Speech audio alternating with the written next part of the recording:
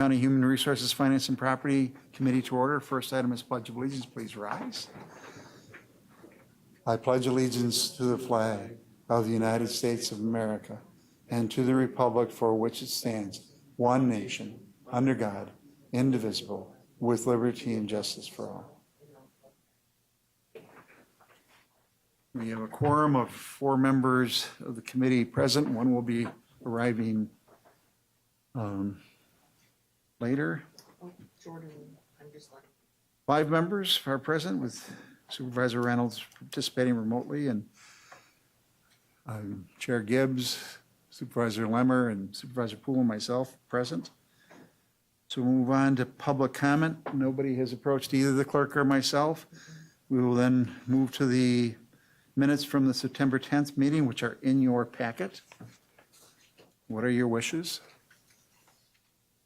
Mr. Chairman, I move to approve. We have a motion to approve the minutes of the September 10th meeting. Is there a second? Seconded by Supervisor Poole. Any discussion? If not, all those in favor of approval of the minutes will signify by saying aye. Aye. Aye. No, that motion carries unanimously. Approval of claims and question costs for, that was sent out late last week.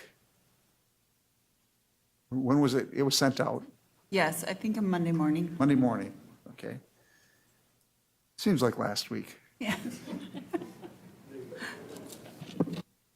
What are the wishes, or first of all, are there any questions relative to the claims and question costs that have already been paid? If not, what are your wishes? Moved by Supervisor Lemmer to approve, seconded by Supervisor Poole. Any discussion? If not, all those in favor of approval of the claims and question costs will signify by saying aye. Aye. Aye. Opposed, no. That motion carries. Item 5A2, update on progress to address tax delinquent parcels and authorize taking of NREM parcels. I can start with that, Mr. Chair. Good afternoon, everyone. So in your packet, beginning on page 3, is a memo. Want to give a big shout out to my staff, and Rhea from my staff is really doing a lot of the legwork on this, working with Mike and Kim and others. But just quickly going through, I won't go through the memo in detail, but we have kind of 2 trains, 2 tracks here with tax deed updates as well as an in-rem update. Relative to the tax deed update, good news is of the parcels that we really have been able to make substantial progress on. A number have paid, which is good. We have a number that will come back before you in October, because under the statutes relative to notice, if we can't establish that we've provided sufficient notice, for example, by certified mail, if the return receipt comes back that it was returned without a signature or acceptance, we need to provide notice by another acceptable purpose. One of those is publication. So we had to essentially break the tax deed, the initial batch of 43 properties up into 2 batches, but progress is going very well. You'll see the upcoming benchmarks for those properties. Again, you'll see more come back to you in October, early October for action. But really, with respect to in-rem, I want to spend just a minute on that. We have 97 parcels that were selected to proceed under our concurrent train and track for in-rem. While we were getting those parcels ready, good news, more people continue to pay. So we filed a petition, excuse me, with 89 parcels listed. And as I note, there are some reasons we might need to wait on a parcel or 2 or several. One of them, of course, is subject to bankruptcy. But the action in your packet, I'll go quickly to that before I give you kind of a, well, what does all this mean and have we made progress? The information in your packet is really authorizing us to move forward with those actionable parcels relative to in-rem on October 7th, which is when we have that court hearing scheduled. Of course, should we move forward with ultimately taking any properties that have not satisfied their outstanding delinquent taxes and penalties, We would take those properties at the conclusion of that court hearing, and then we would go forward with the process under your ordinances to get those back on the tax rolls, which generally speaking is done through listing them on Wisconsin surplus following appraisal. So that process is going very well. So beginning again within the last part of that memo is a list of what is tabled actionable parcels. I left the administration recommendation for deed restrictions and covenants blank because of the discussion you had at your last meeting where you ultimately elected to, you directed staff to move forward with, well, to create some properties with a deed restriction and some not. If that's your will, I certainly can do that again, following that same methodology, but I didn't go through the process of picking which ones because really wanted to get that guidance from you. But that's kind of a high-level overview of where we are. I do want to just spend a little bit of time to put that in context as to what that means. So as I'm sure all of you are aware, or certainly some of you, relative to the tax deed and in rem process, one of the initial pieces, the prerequisites, I should say, for us to move forward is that you have to have a tax certificate issued. What that means is you haven't paid your taxes that are due in that year. Those tax certificates by statute are issued by the treasurer's office and they're issued in September. So if you think back to when we went through our first exercise and had a counter book report and we told you how many outstanding tax certificates there were, the counter book we used when we started this conversation before you amended the ordinance and kind of centralized the process within administration, I pulled that counter book back up again to try to figure out, well, have we made strong progress? And that counter book report was actually from October, mid-October of 24. So a good comparison when you think about September of this year. September of this year, you can imagine a lot of people had tax certificates issued because if you're delinquent, and there's a fair number of people who are delinquent, we get those out in September. So just looking at the total number of tax certificates outstanding, comparing October, I believe it's October 11th. Yep, October 11th of 24 to September 16th of this year, we've seen about a 10% reduction in the total outstanding, just short of 10%, the total outstanding dollar amount of all the tax certificates outstanding. And that, when I first looked at that, I'm like, is that, I was hoping for more. But that really doesn't tell the whole story because those certificates were just issued, really in the last couple of weeks, in September. So we had, in September of this year, 1,676 tax certificates just came on. So a high dollar amount, high number. So in response to a question from Supervisor Lemmer, and I appreciated the inquiry, like, hey, how are we doing? I tried to figure out what would be a good way to assess our progress. So what I did was I compared how many outstanding tax certificates we had using that 2024 counter book report from October 11th in 2021. And you might say, why did I pick 2021? Well, under the statutes, we can't do anything in terms of taking tax delinquent property unless they have that tax certificate is more than 2 years old.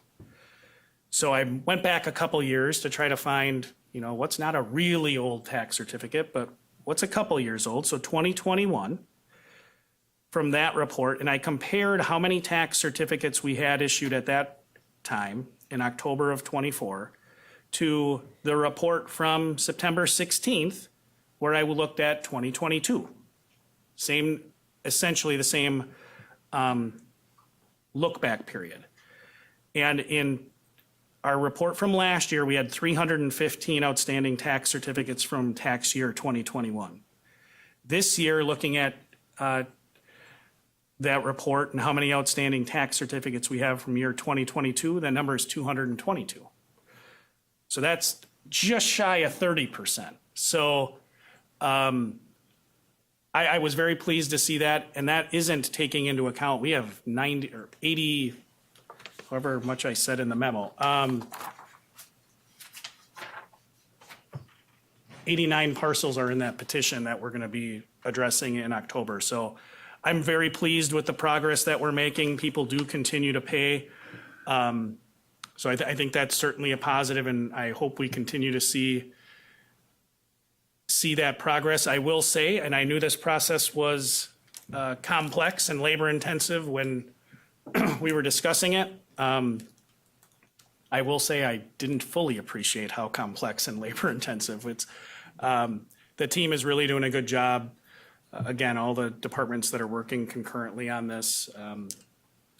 Very pleased with the progress, and again, for today, the action I'm hoping to get from you is to move forward with the taking of any parcels that are listed in that table that don't fully satisfy their back taxes and penalties by the time of that court hearing on October 7th. And I am seeking some guidance again on the issue of the deed restrictions.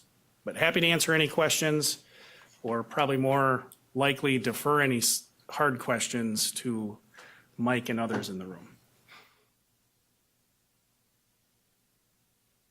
Kurt?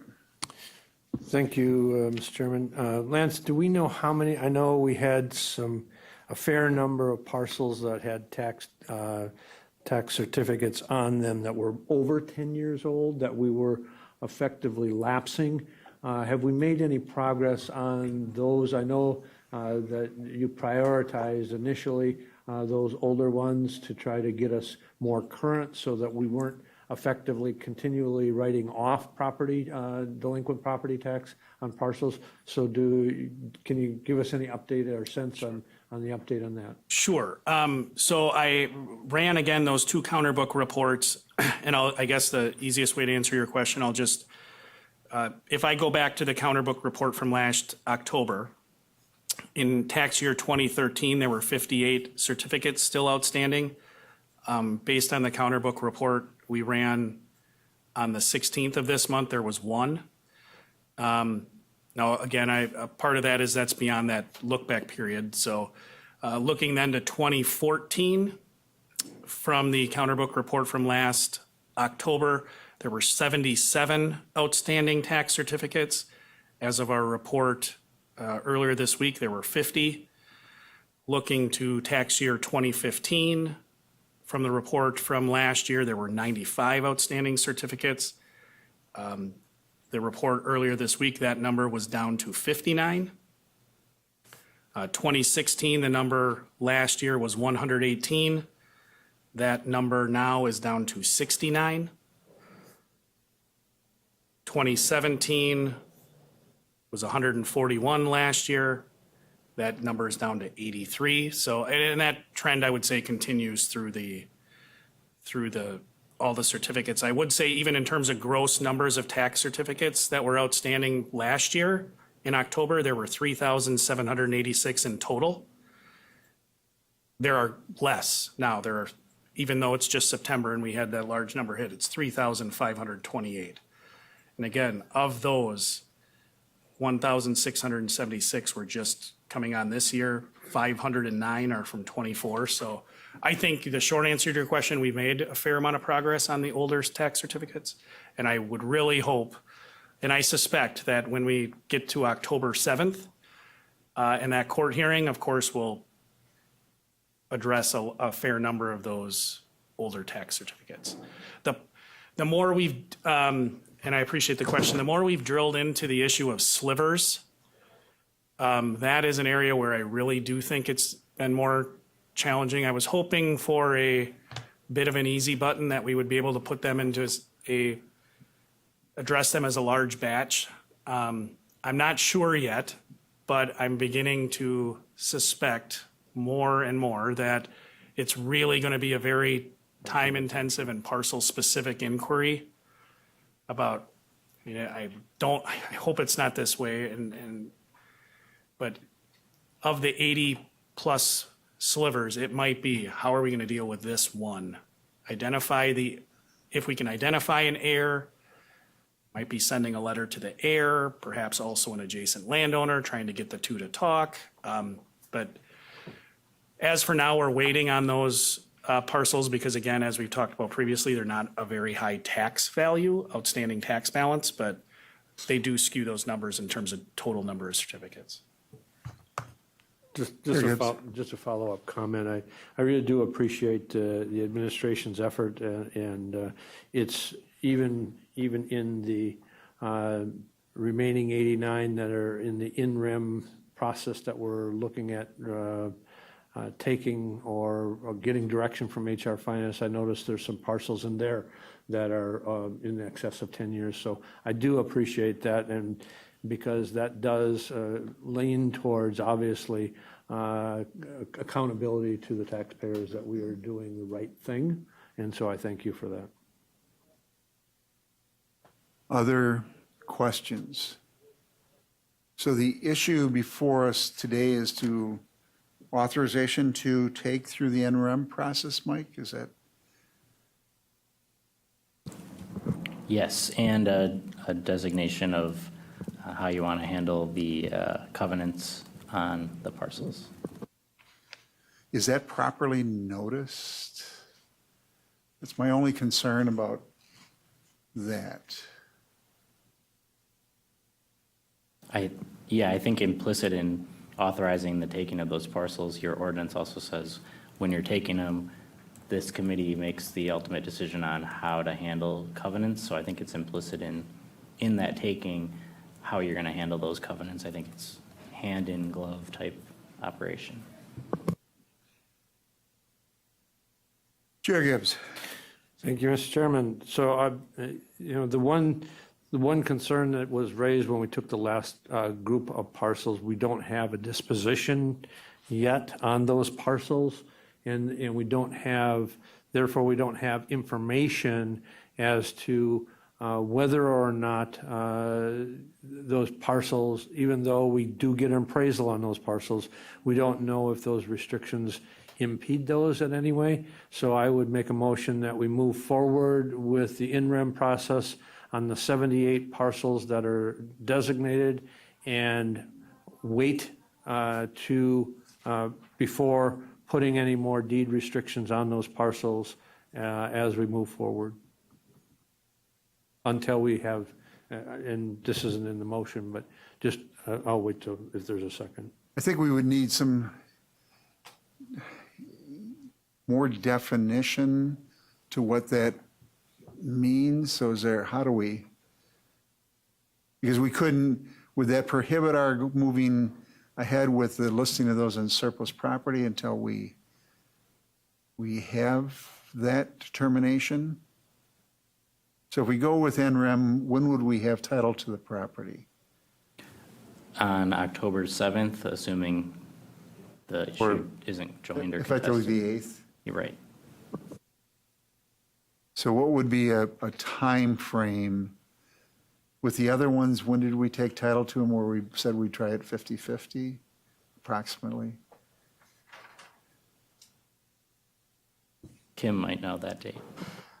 It was a couple weeks ago.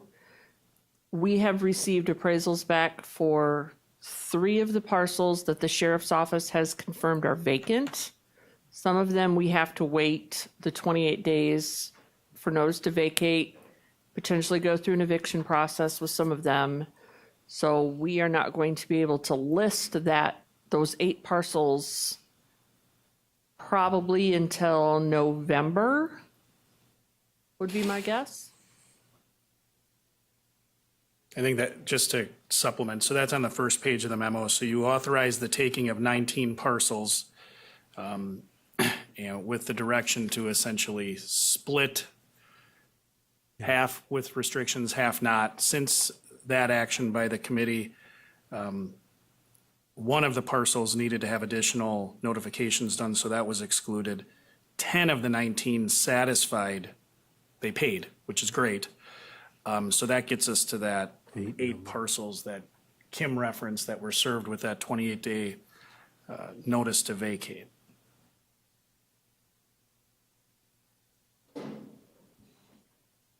Chair Gibbs.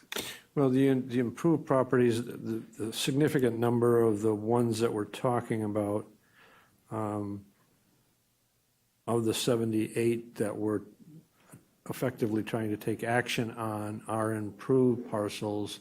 The vast majority of those, more than 50% of them are improved properties.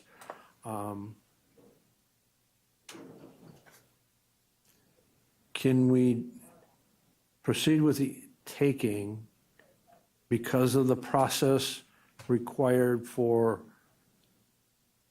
appraisal and then future listing?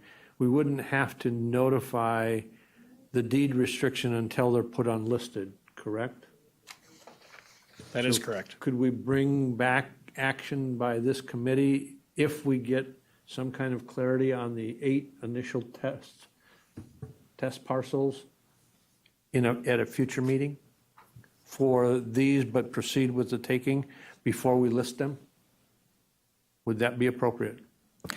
I think you can. I would just caution relative to the timeline that Kim shared. There's a potential that the rest of those properties don't get sold until November.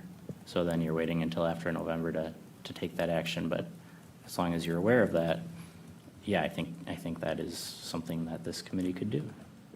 Right. Weigh in on that? With this high number of parcels, it's going to take some time to get appraisals on all of those.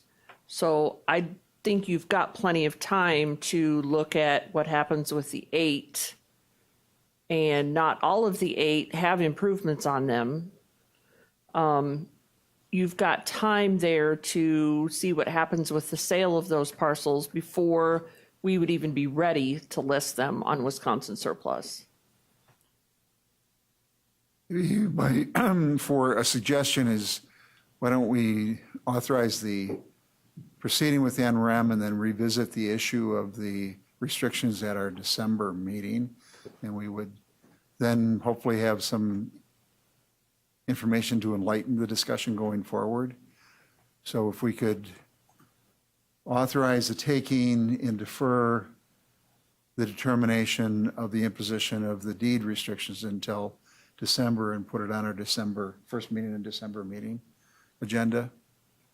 Does that fulfill the intent of the chair in his motion? Yes, it would. All right, is there a second to that motion?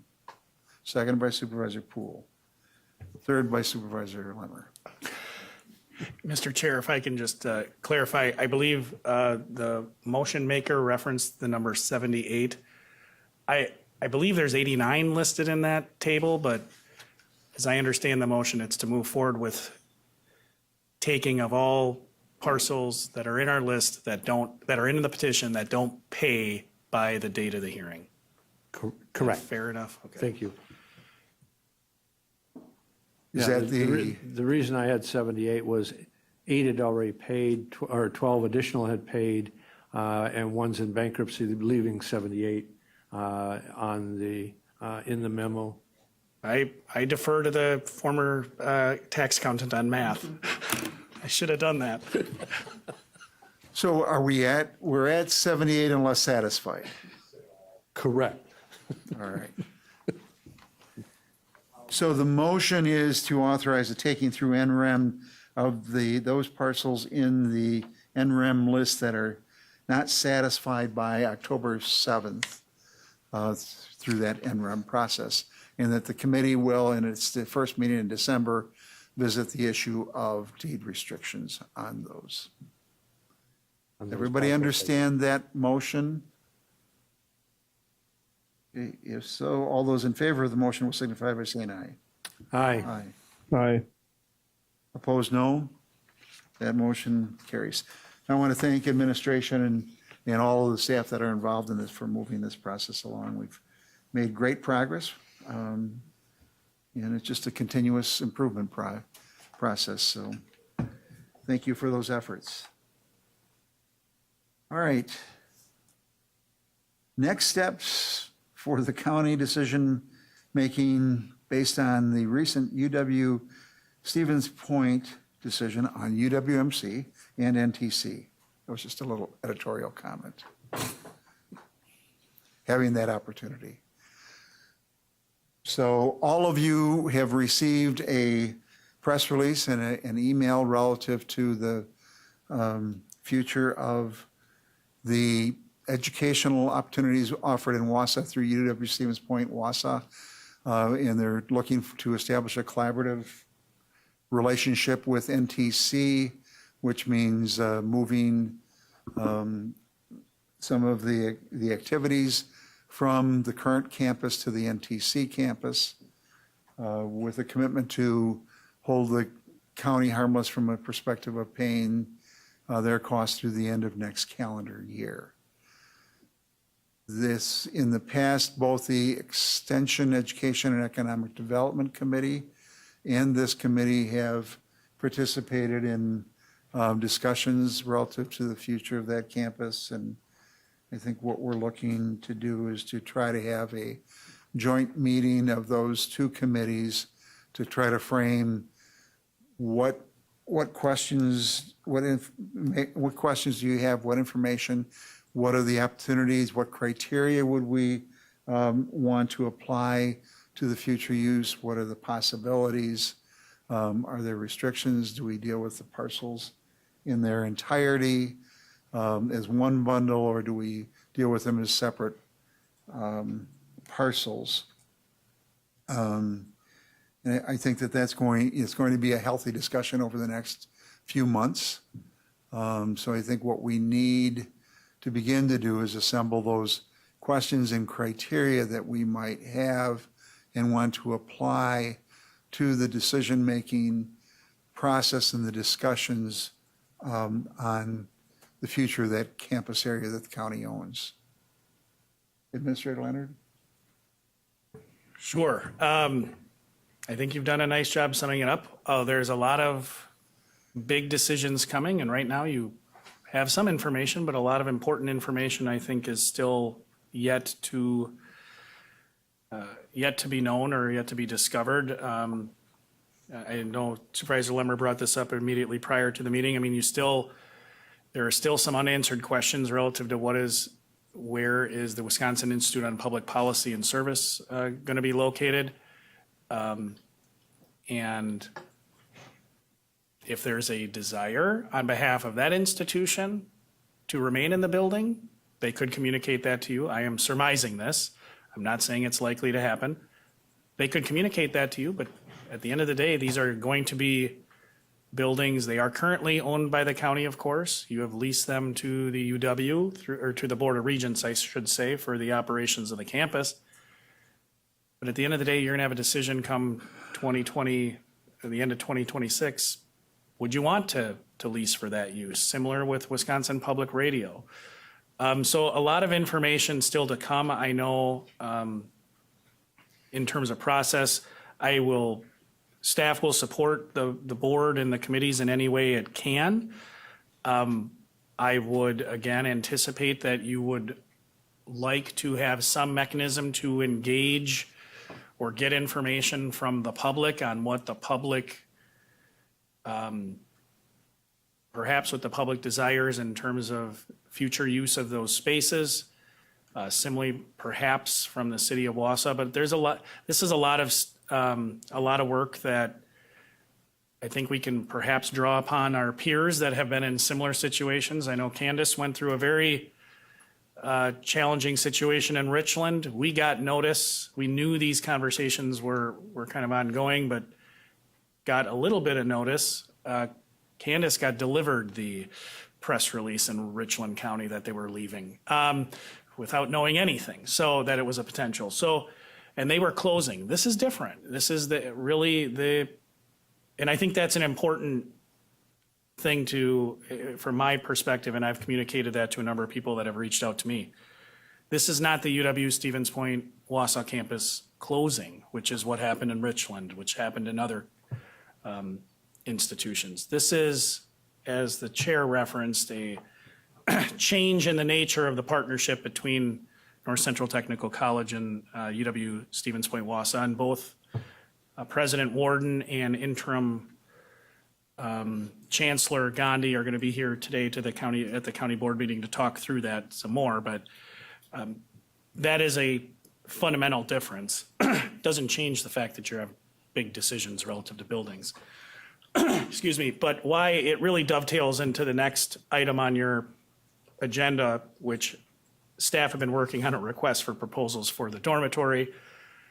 I think it makes logical sense that you may direct us not to go ahead and release that right away and instead work to perhaps put together gather additional information on the entire campus as a whole and hold off on that and perhaps move forward with redevelopment of some of the other parcels, such as River Drive and Thomas Street that you've talked about. But again, that's a committee discussion and a board discussion. But certainly a big development from the UW side as well as NTC.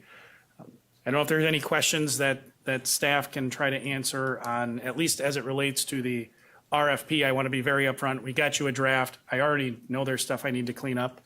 Population numbers not accurate and some business clarifications. Before we move to the RFP, let's stay on the question of the future of the university. And I had a brief discussion with Chris, and I know Supervisor Lemmer's been looking for clarification of what are the buildings, what do we have? And I think one of the things that would be helpful to me as we're going forward is, what are the buildings, what are the dependencies of the buildings upon other facilities such as the centralized HVAC system.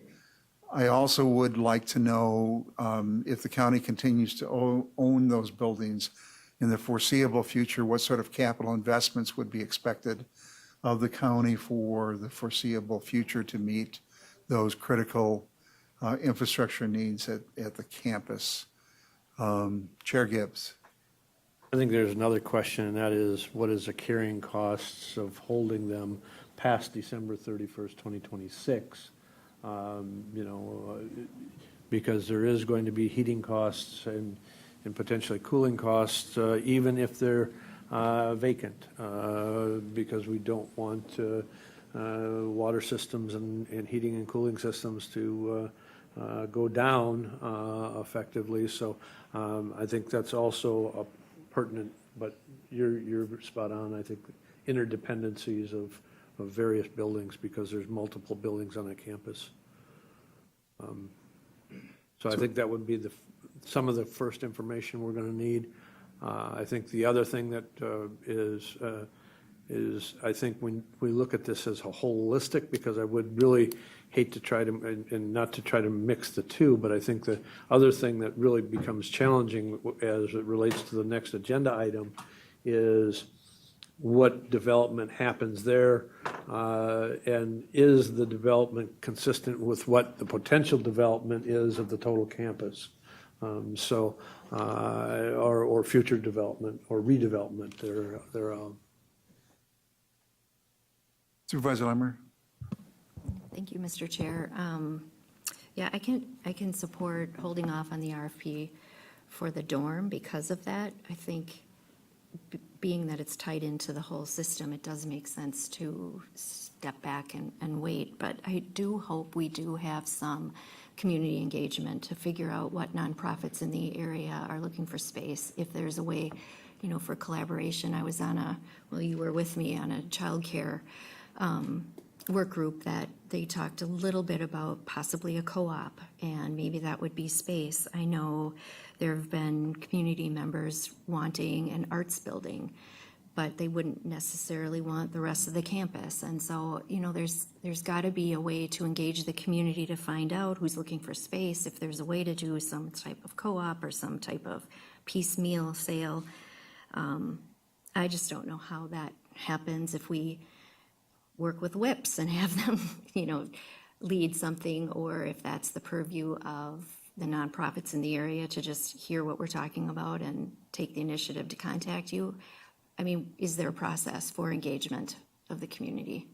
And what criteria would we use to evaluate those requests?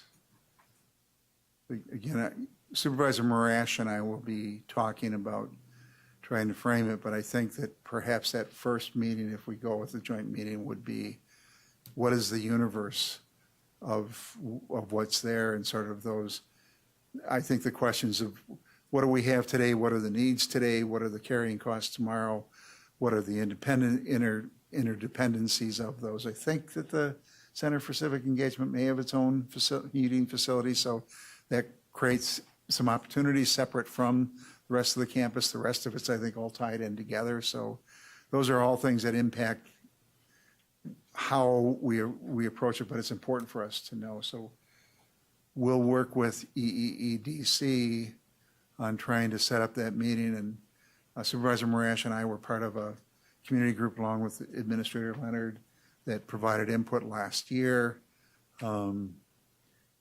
based on the previous chancellor at UW Stevens Point. But I think there's a lot more questions right now than there are answers. So, Vice Chair Marshall. I just had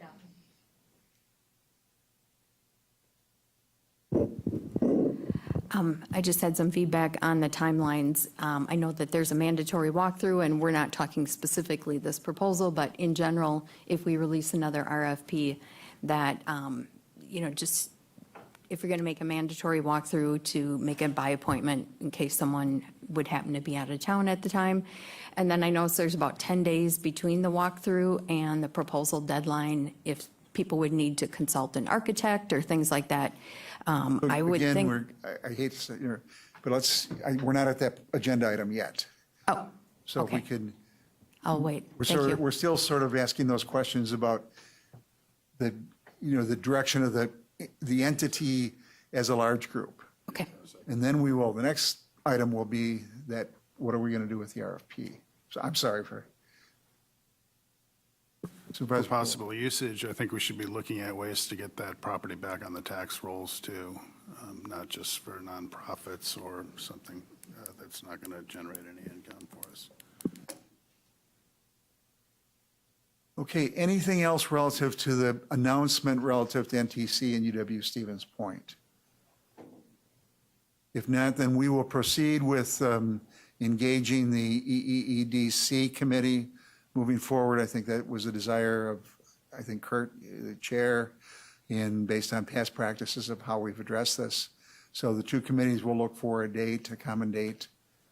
I would hazard it, I'm not sure when it will be, given the budget in that. So we'll proceed accordingly. Now we'll go to the issue of the RFP. So Administrator Leonard, do you want to? I'll jump off right where Vice Chair Marshall referenced. There's a lot of areas of cleanup. One of them is the time frame, and that's on me. And I asked staff to put together the request for proposals, and we didn't change the dates based on trying to fit it into your meeting schedule. So it's a template looking for feedback. So I appreciate the feedback on that area. We'd certainly look at some time frame cleanup. Like I said, population, there's a typographical error in our business. The businesses, I think we can, that are referenced to highlight the area, we can modify those. But if you do have feedback, I'm happy to have it now, even though we're going to wait on releasing it for the reasons all of you referenced before, but it will inform our process moving forward when we look at other parcels that are ripe for redevelopment, again, Thomas Street and River Drive. One area where I really would like some feedback is on the criteria section for, as the chair referenced, how do we evaluate the proposals? I believe that's on, if you look at the RFP itself, the page number of the RFP is page 10, but I already have changed my thought process on this as to what might be helpful, but we put some percentages in. We heavily weighted the value of the proposal, what is the lasting value to the county, the neighborhood, and all stakeholders. You'll see that would account for 75% of the weighting of the overall project. And I still think, happy to hear your feedback, and we'll weight it however you think appropriate. My sense is heavily weighting that aspect of the project makes sense.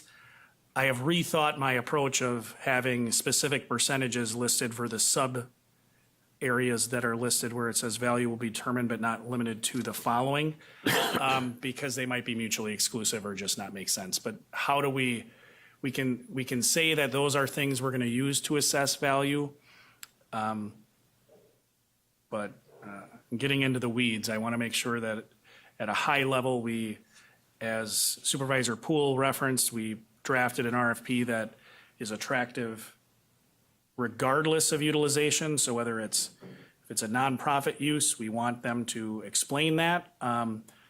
If it's a for-profit use, private entities or housing, we try to draw out as much detail as we can. But again, this is something that Marathon County hasn't done a whole lot of in terms of property redevelopment via RFP in this form and fashion. We release a lot of RFPs. Chris and his team do that a lot for building projects, but this is, we hope, someone else to build. So happy to answer any questions so that we can do a good job on the next one. Supervisor Marshall. Thank you, Mr. Chair.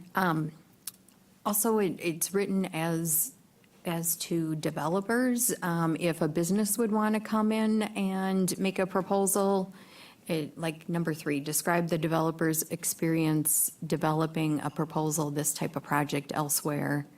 3 last proposals, it doesn't really fit if a business would want to come in, and so I guess I would maybe make it more broad.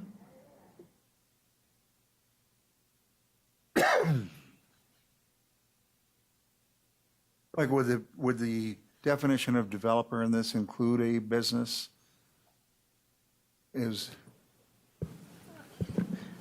Because it's not a legal document and there's no real definition section, you could say that. You would want to make it clear, if you're trying to be broader, that it is intended to be broader, if that helps.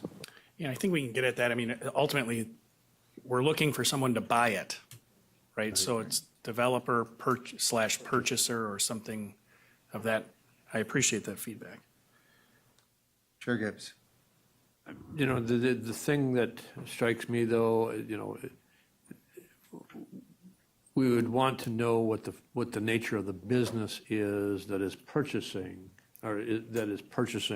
so that we're not just offering it for sale and we end up with a business that is not conducive to Marathon County, or fits our core values or our strategic plan. I would be, so I don't want to be dismissive of the criteria that we're utilizing, but I'm also cognizant that absolutely we want to be open to businesses, but we want to know specifically what business that is, because if it is a non-business or a business that's going to potentially move the property into a nonprofit and non-taxable entity, we'd want to know that also. But they could be in the business of, but they're also a nonprofit, and they move to nonprofit, and therefore doesn't generate property tax. We just need to know that to be able to discern when we're looking and ranking the proposals that we receive.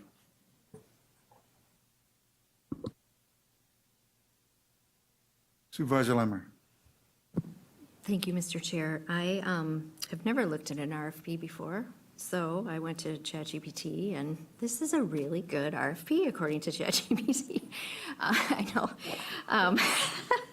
But one of the things that when I think about building projects that have happened in the city of Wausau, when they started working on a project and didn't have the buy-in, if you will, of the neighborhood, it went south. And I would hope even maybe before the RFP is finalized, that the neighborhood group or groups, because there's probably a couple in that area, were engaged to what would their vision be, so that they're not protesting something later that they didn't have any input in, if that makes sense. And then the other thing is, right now, the property isn't generating taxes, and so I hope we don't not have a nonprofit be considered. If there's a need in the community, I mean, I always base my work on what's the problem we're trying to solve? And if there's a need in the community, I would hope that if it fits that need, whether they're nonprofit or for-profit, we consider them. So, thank you. Supervisor Hart and then Supervisor Poole. Thank you, Mr. Chair, and I'll just piggyback off of what Supervisor Lemmer says as a representative of one of those neighborhood groups, the Worley Park neighborhood. I know that they definitely have very strong opinions over what happens at Marathon Hall. That I know that's I think the only time I've ever truly argued with a constituent. And I think it is very important that we get the feedback from not only that neighborhood group, but I think the Westies neighborhood group as well. It's not quite in that area, but it's adjacent to it, and I think that would be really important, not only to get their feedback beforehand, but consider that all throughout this process, because I think I've said this before, that, you know, it's the county's property, and all the taxpayers of the county should benefit from the disposition of it, the sale of it, but also the entire county does not have to live next to whatever goes there, but the neighbors there will for potentially the rest of their lives or however they plan to stay in that neighborhood. So I think that really needs to be weighted here. Thank you. Supervisor Poole. Thank you, Mr. Chair. Just wondering if, when we started looking for the possibility of moving to a new highway shop, we got an appraisal or kind of some ideas too about what to do with the West Reed property. There was talk about maybe some could be commercial use, you know, along 17th Avenue, which would be a good use, or some housing. Maybe something along those lines where we can get some options for looking at the dorm and, you know, the broader UWSP campus would, I think, be beneficial. So are you asking that prior to the development and the issuance of an RFP, that the county commission an appraisal and evaluation? I'm bringing that up for discussion and possible feedback from the rest of the committee here if they think that's a good idea. Just wondering, it may help give us some direction for potential uses. I know we did do that for Thomas Street. Did we not? We have appraisals, they're again now a bit aged for Thomas Street, but I think to your point, you're specifically referencing the highway shop on West Street where we secured an appraisal, but also some additional thoughts on redevelopment options and what might be a way to maximize taxable valuation. Yes.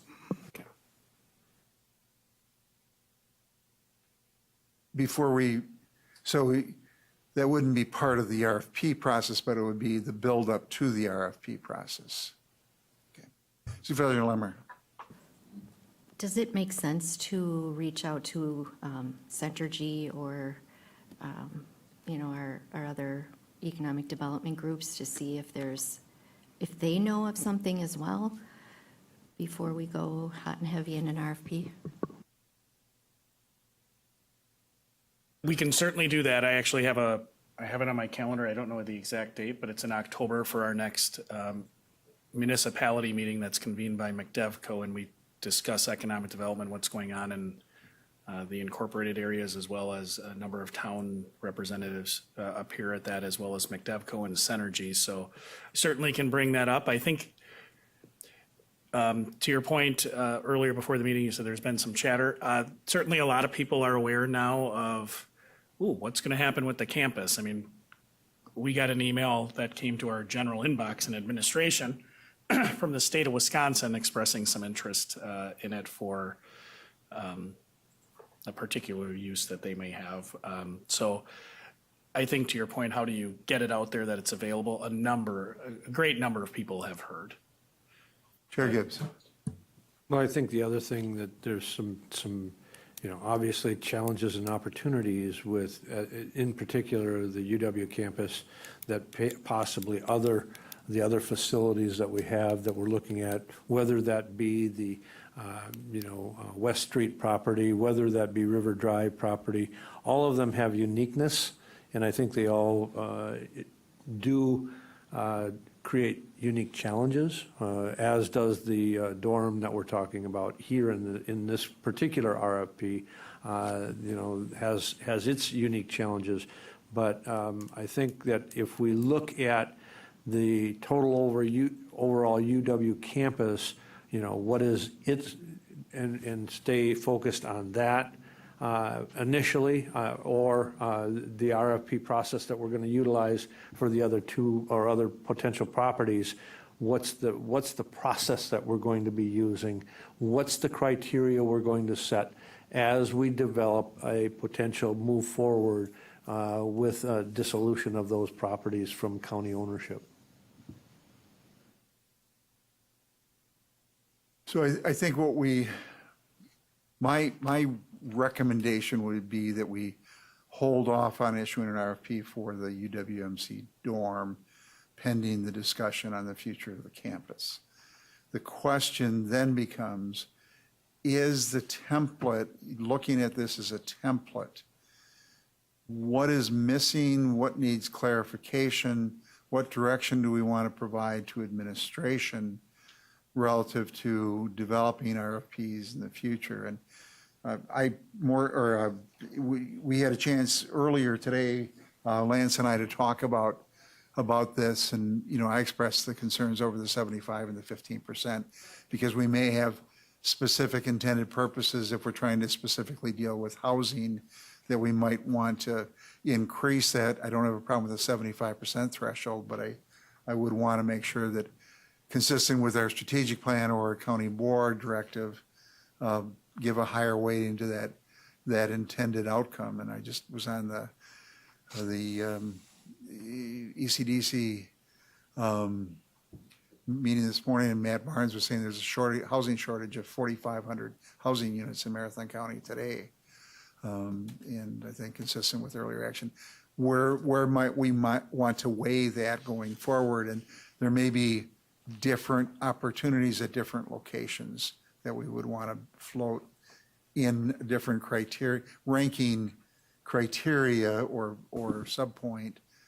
But are you comfortable with the overall approach that's contained in the I'm going to say template going forward, understanding that tax base, other things are some things that we would want to go in there. I think the concern is to make it a meaningful timeline relative to giving people an opportunity to evaluate the property and develop a proposal, so we're not cutting it short and limiting developers or businesses from participating in that process.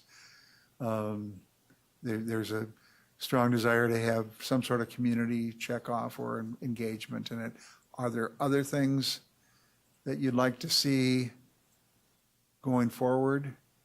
And again, this will be an iterative process. We'll learn from each experience, and we'll probably modify things based upon experiences encountered. Vice Chair Marshall. Thank you, Mr. Chair. If we're not ready to release this one, would it be appropriate to move on to the social services building now that the lease for Marathon County Credit Union is not an obstacle? I think that one makes the most sense. We could probably work on that concurrently with River Drive. The only thing that makes me think, consistent with you, that Thomas Street is probably more advantageous is that we already have an appraisal that helps us with the property description and some other things. And the IT that supports the credit union until they get able to move runs through River Drive, and we want to get it to redevelop River Drive. We need to get the IT hub out of River Drive. We don't want to leave our IT hub in someone else's building. So I think, short answer to your point, yeah, Thomas Street makes the most sense. So we can work on that one if the template itself makes sense.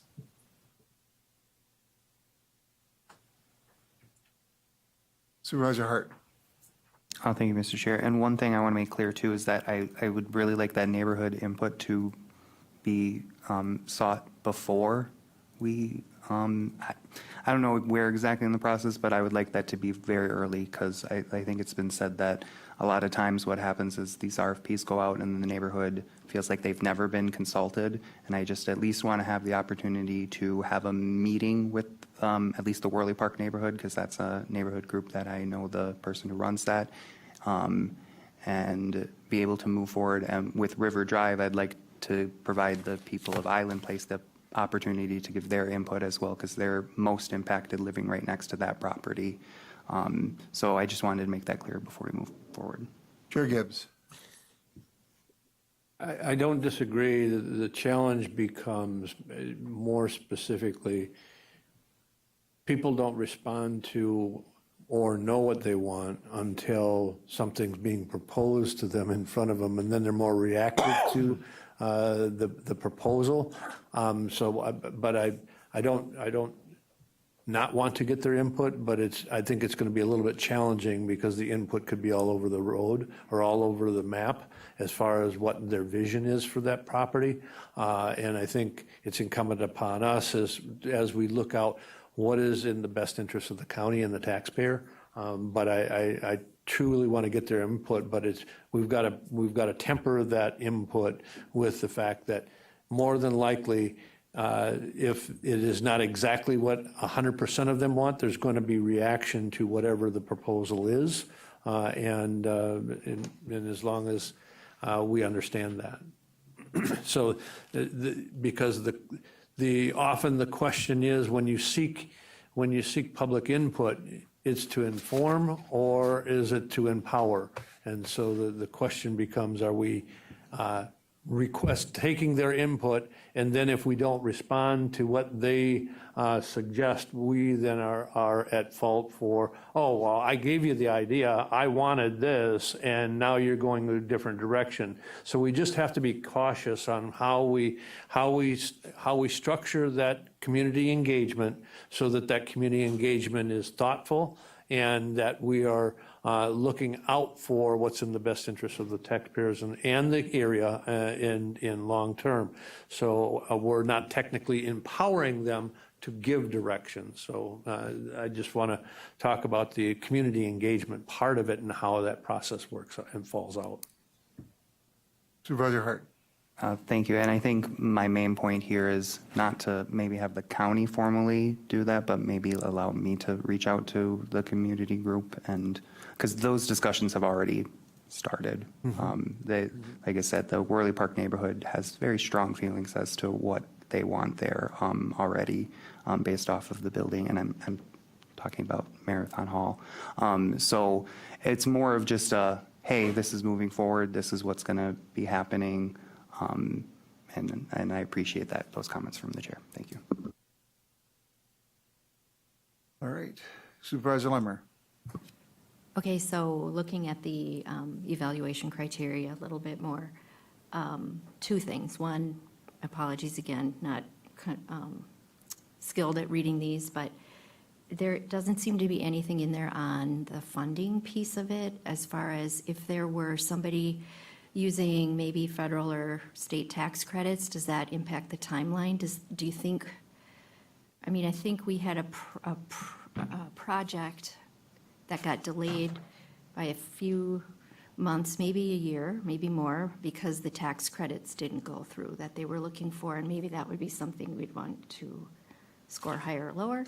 And then just the other thing is in the developer experience, it seems that it's focused on the timeline and not necessarily the communication with all the stakeholders and even the successful, completion for other things, staying on budget, for instance. So I don't know if those are implicit in the rest of the document or if they should be included in the scoring, but that would be my suggestion. Appreciate the feedback. I when we had the discussion about to your first point about, what is their capital, the developer language, capital stack, how are they gonna fund it? We did try to get it's baked into that developer experience and ability to carry out the project within the proposed timeline. Do they have the funding? But I think we can make that clear. We can much improve the transparency there for funding to carry it out, and try to get to your second point as well, like, do they have the experience and have they demonstrated previously the ability? What's the viability of the project really is kind of what that's meant to get at. And I think they do have provisions in there relative to what their ask is of us in there, and I think we would, I think we would, that ask of us would also, I think, include TIF. If they want to go with the TIF to fund it, we would want to know that. Even though they don't make the application for the TIF to us, we're a member of the Joint Review Board.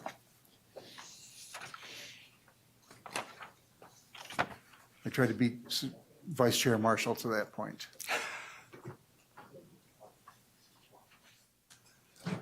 Other questions? So the administrator will take the comments received and begin to look at it. I think that in light of the earlier discussion relative to the future of the UW, the template will probably be applied to Thomas Street first, and then potentially River Drive and to the campus as appropriate, or as, in terms of timeliness. But if we'll try to proceed with getting rid of some of that surplus property. Does that make sense? Is that consistent with what the understanding of the committee is? Silence is concurrence. Supervisor Poole? Do we need a motion or anything to hold off the RFP on the dorms? I don't think so. Mike, do you? I think the direction is clear. All right. I wanted to make sure you opined in this meeting as a final act.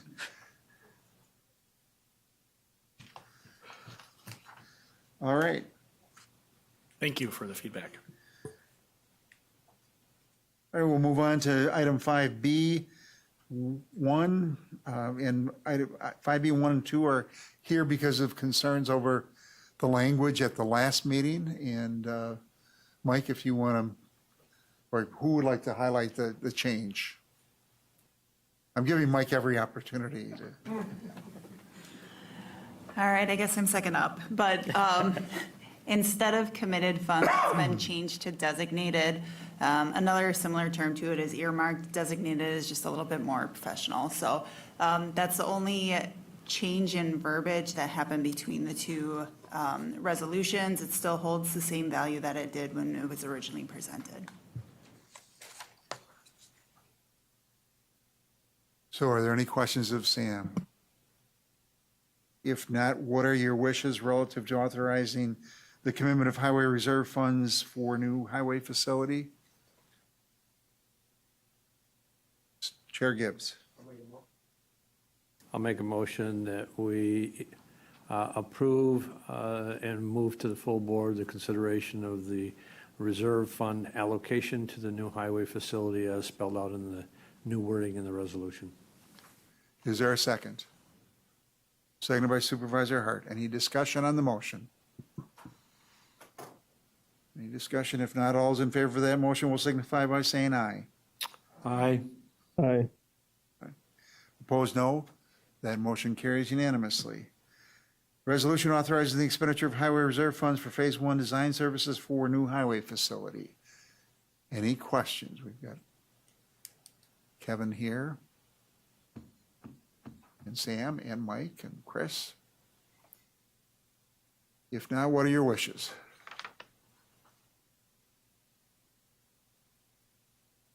Move to approve by Supervisor Hart. Is there a second? Seconded by Supervisor Lemmer. Any discussion on the motion? If not, all those in favor of the motion will signify by saying aye. Aye. Aye. Aye. Opposed, no. That motion carries unanimously. All right, educational presentations, Corp Council office update. Couldn't let Mike go without one chance, but I'm going to introduce this because it's out of order. But I thought in light of the exceptional service that Mike and leadership that Mike has provided to the county through his leadership, both his employment in the Corporation Counsel's office and more recently as a Corporation Counsel for the county, I thought it was a great opportunity for him to give us an overview of some of the many outstanding accomplishments that he's been working on. And I would be remiss if we, as a committee, didn't recognize those efforts and thank him for his years of dedicated service. So with that, Mike. Well, I appreciate that, Mr. Chair, and I always appreciate the opportunity to come before you and tell you about all the good work that we do. I think I gave my quarterly update in August, so everything I said then applies now. No, things are moving in a positive direction. I don't know that things have significantly changed on the in-rem front. We're still poised to take those properties that we previously discussed in this meeting. We've had some continued work in our wonderful public records portal, and that work is always ongoing. Excited to say that I have promoted a new deputy corporation counsel, Amanda Lee, who is sitting on the end over there. Amanda's been with our office, well, this stint for a couple of years, and before this stint, she was with our office as well. Between those two stints, she was the family court commissioner here in Marathon County, so she has a wide range of experience and is a really, really talented litigator.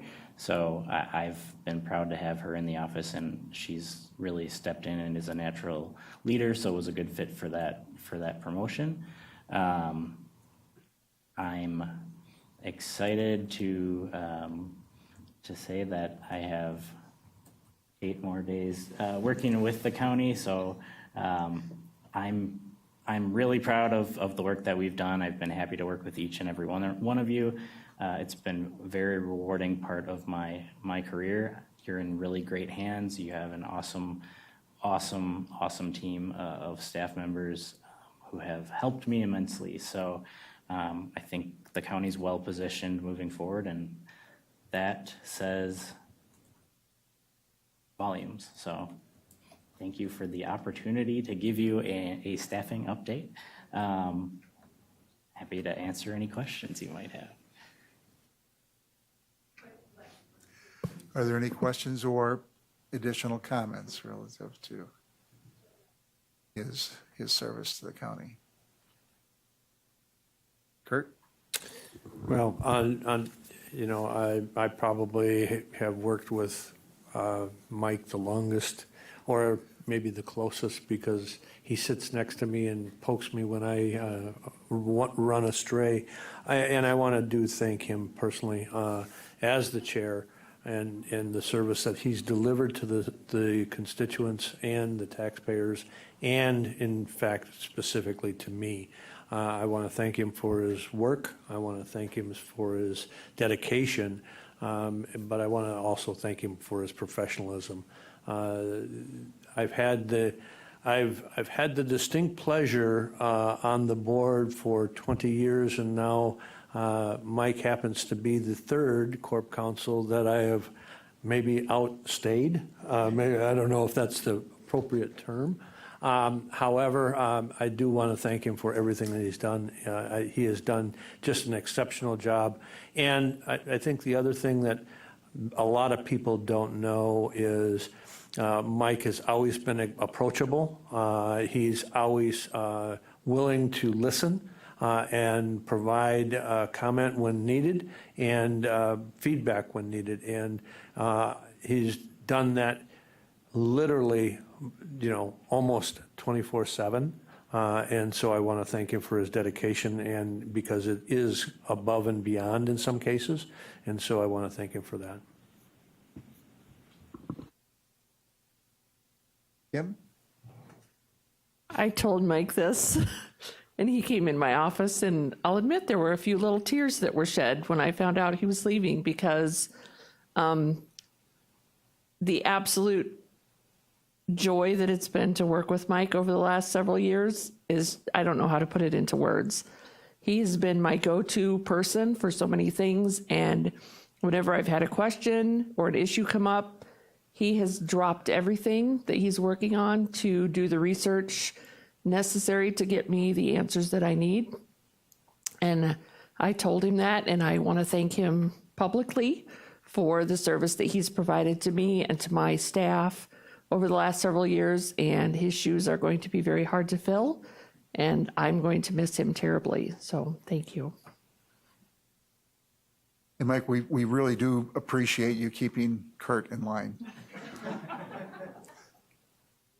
It was and is a full-time job. We understand. All right, with that, thank you again. All right, we will move on to update from administration on budget development, including fund balance overview. So Lance and then Sam? Sure, I'll be quick. We're still doing budget.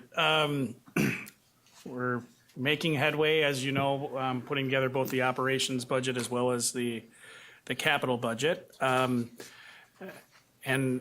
I don't have any substantial or substantive updates on the process. We're continuing to follow the same process that I've updated you on before and I've provided to other standing committees. But one thing we did put together that Sam handed out and we plan on handing out later today to the full board is hopefully a tool for you incorporating the changes the county board ultimately adopted relative to fund balance and working capital policies, giving that brief overview, that high-level overview to help inform the board supervisors and the board as a whole as you seek to evaluate the budget and particularly our fund balances. So I won't go through the document in detail, but you're probably, if you're anything like me, it's like going to the last page of a test. You want to flip to the end and see, well, what do our fund balances look like? And I want to say thank you.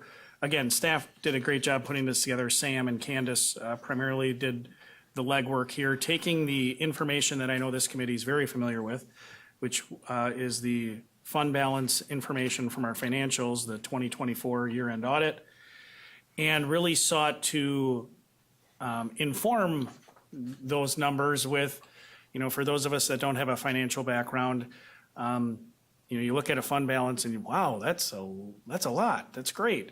Well, as all you know, not all fund balance is the same. Not every dollar is spendable. So Sam and Candace worked to put together a chart that I could follow that essentially breaks down the fund balances in light of your existing policies to utilize the red, yellow, green breakdown to really ultimately the green shows you what is truly unassigned and available. So just if you flip to your last page, specifically the highway fund balance, there was listed in yellow because it still hasn't been approved by the board, but it's being discussed as this idea of the highway shop. But you'll see working capital across each of the fund balances is called out as something that, again, is based on your policy non-spendable. Certain equipments, net investment in capital assets are non-spendable. So again, credit to Sam and Candace for putting this document together. We hope to, my vision is to have this incorporated as a tool that every year following the audit, we can put this together so you have it as you evaluate budget to make as informed of decisions as you can. I don't know, Sam, is there anything you wanted to, Sam, Candace, anything you guys wanted to add relative to that document? Certainly, we're happy to take any questions. Just a little bit more context when you're looking at the fund balances. Now, in there, the fund balances are as of 12/31/2024. So if you go into the audit, they should match, and even the categories match as well. Now, the one thing that you will notice in here is there are some things in there for 25 and 26. Part of that is to give you context that even though that money might have been, for instance, if you're looking at the highway fund balance, because I know that this is an area where we saw that. Under the unassigned, we did have some things that occurred in the 2025 budget process that were approved, so those are red.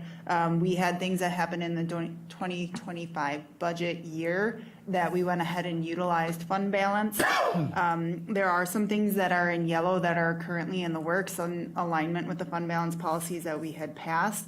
And then there was a notation in there of the amount of reserves that we had already anticipated using in 2026 at this current time. There is another additional note underneath the highway fund with an asterisk there that says if there is no CIP, the anticipated equipment replacement fund would then be reduced by that money if in the budgeting process, we're unable to do so. Again, when you're looking at colors, red is more or less you can't touch it. It's either not in a spendable format, or there is some sort of statutory regulation around it, or there's a donation restriction to it. Some of it may also be like in social improvements fund, we do have some custodial accounts or state funding that we have to use for a very specific purpose. Even if we have a little bit of flexibility within that, it's really kind of restricted funds that are difficult to use. Yellow are things that are either dictated by a fund balance, are in progress, or things that have been committed but might have a little bit of flexibility. And then green is truly unassigned or uncommitted money. Any questions? I want to thank you for preparing this. I think it shows where we are. Vice Chair Marshall. Thank you. I was wondering on the, when you have the percentage of, according to our policies, is that at the 25% or at the 30%? So it's a min-max. Okay. In the budget here in and of itself, the fund balances are based off of the old policy because at the time that the audit was complete or the year finished, it was still under that old policy. So the new policy will take in effect for the 2025 financials. Okay. Would it be possible to get just an idea of what that number would be under the new policy? And then I saw there's in the Social Improvement Fund, $600,000 of uncollectible receivables. Yes, in 2025, we will experience a write-off of uncollectible receivables that are on the books. As we've done a lot of the system cleanup and identified things that we will not be able to collect, we did want to make sure that we had that accounted for in there since there's not a budgetary line for it. Is that due to us not requesting payment from, because I believe social services, you have a certain window, is that appropriate? Correct. Okay. Yeah, it's similar to the North Central Healthcare presentation that Jason gave where they additionally have charity care, but yes, if your bills aren't submitted in a certain time period, or if they're submitted and additional clarification is sought and you don't have it turned in, yeah, you have a significant uncollectible receivable. Thank you. So do we have a plan to address that going forward? Yes, we have gone through the process of cleaning up the system. People are reconciling their accounts. We are a little further than anticipated with closing out periods. The first quarter closeout is anticipated to happen on October 15th, second quarter by November 15th, and third quarter by December 15th. The anticipation or the expectation moving forward is that the reconciliations are done in a timely fashion so that we are aware of everything that's outstanding and we can address it in a timely manner. Kurt, did you have your, okay, any Supervisor Marshall, any follow-up? Any other questions? If not, this is helpful, and if you could address the questions from the committee, that would be great. And thank you for doing this. I think I've been pushing all year long to get this before us, and I think it will be helpful for us going forward. So I am deeply appreciative of the effort to get it done. Thank you. All right. Committee members are asked to bring up items for future meetings, and I would like to just share I was sitting down this morning and talking to Kim and to Sam and to Lance and to Kurt and saying, what's our schedule going forward? And we're going to confuse the heck out of you during the month of September and October as much as we can. Here is a tentative, and I can send this to you, but we have the joint meeting with Portage County, which I think you've received notification on Monday, September 29th at 5 p.m. at the airport. On September 30th at 1 p.m., we have a meeting for the budget presentation. Now, that's a different time because we ran into conflicts with the clerks convention and we wanted to have it before the committees met in October, for their October meeting, and ERC meets at 3 o'clock on the 30th, and we'll send this to you. We'll then have our regular October 5th meeting, October 8th meeting, I'm sorry. October 9th would be the deadline for amendments for the committee. They'd have to be due before we publish for amendments that we take up before publication. And then the committee would meet, as we've done the last few years, on that Monday morning, the 13th. And again, we'll send this to you at 8:30.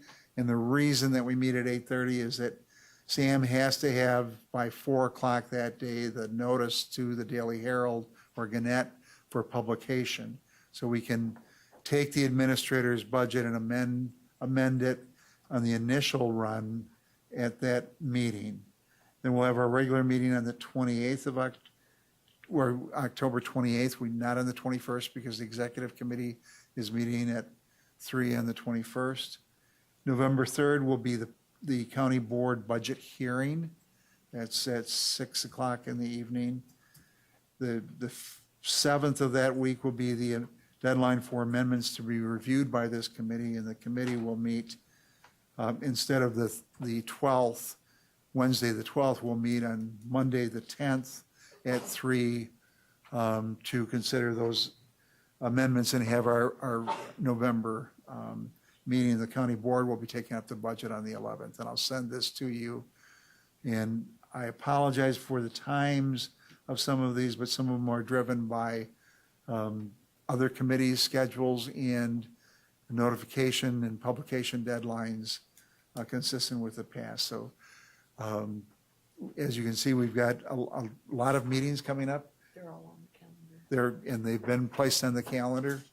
So are there questions, concerns relative to that schedule? And Sam and I were she wanted to confirm with the Herald or the Gannett that it would be doable, and it is, and we hope that they publish it, which didn't happen 2 years ago.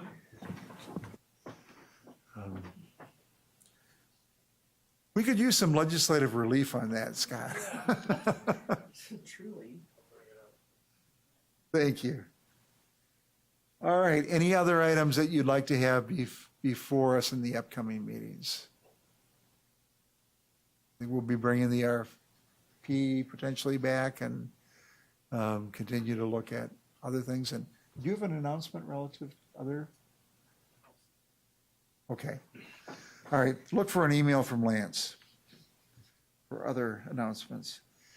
All right, then our next meeting is actually, our next meeting is not October 8th. Our next meeting is the 29th of September, and then followed by the 30th with the budget. So please, Nate, make that note. All right, we are at item 8. Chair Gibbs moves to adjourn.